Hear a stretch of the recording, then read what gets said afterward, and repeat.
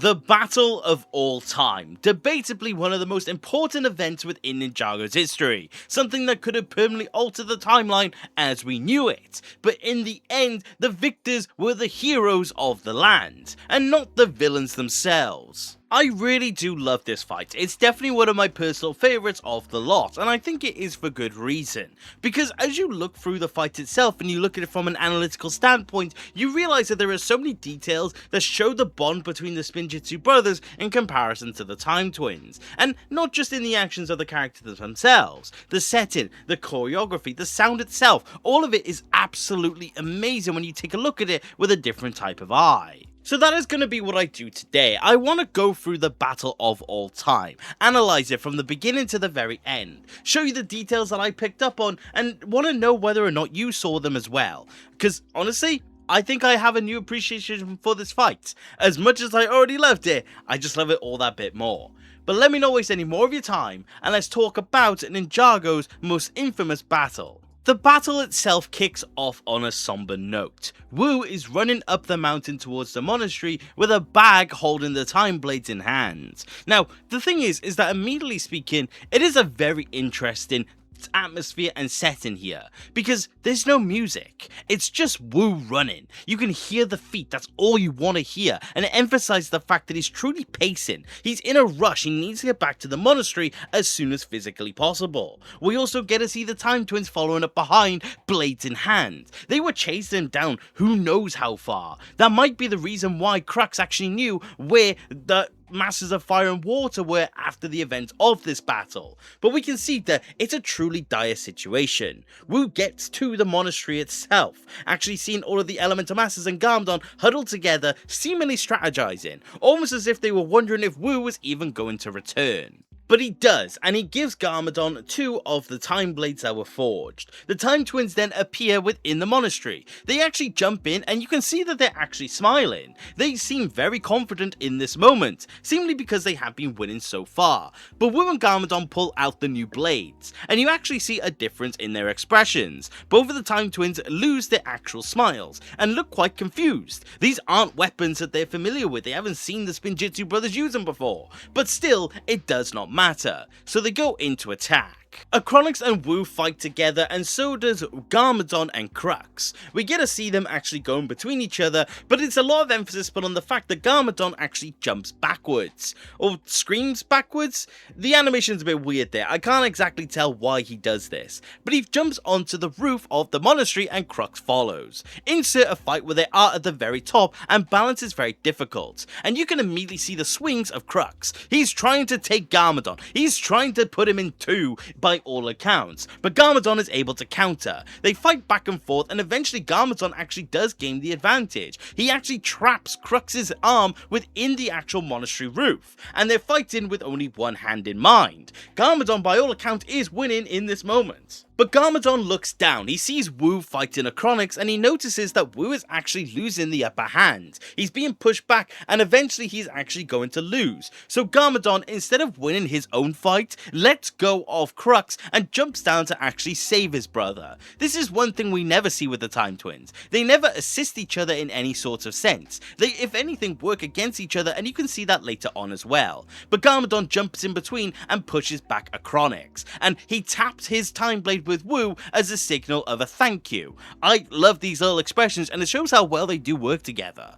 After this, everything resets. We get to see the Time Twins and Wu actually jump up onto the roof of the monastery in similar vein to Garmadon. Garmadon jumps up to a different section of the roof, however, but you actually notice that it seems to be that Crux actually expected Garmadon to follow up, because he's initially looking away from Wu.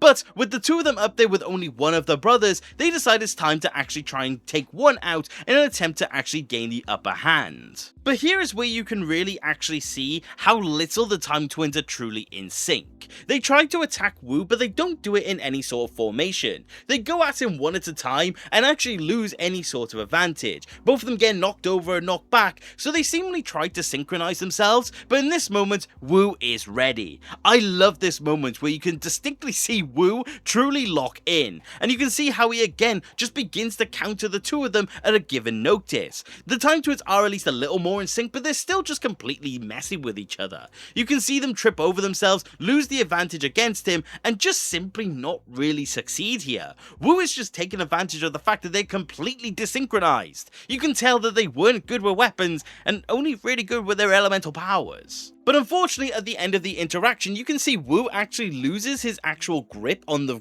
roof and actually slips down, and it cuts to Garmadon, who's smiling. He's proud of Wu in this moment. He's definitely impressed by how much he did, but Wu falls down and the Time Twins try to take advantage of it, but they forgot about Garmadon, who jumps in from behind and takes out Crux once again. The other brother is back in and they seemingly just completely forgot about the fact that he was there, but it's back to a 2v2 situation. They all go back to fighting at the head of the monastery where it all began. This time Garmadon facing off against Acronix and Wu facing off against Crux. You can see that the two Time Twins are basically swinging for the hedges. There's no real motion to what they're trying to do, they're just trying to get a lucky jab in. But the brothers do acknowledge this and you can see how they adapt to it quite finely. As they're fighting, they're actually using each other to their advantage. Wu pushing a Time Twin into the other and seeing how they both try to disarm them by disabling weapons. Wu pushes the sword out of Acronix's hand and Wu actually sees Garmadon destroy the sword at the exact same motion.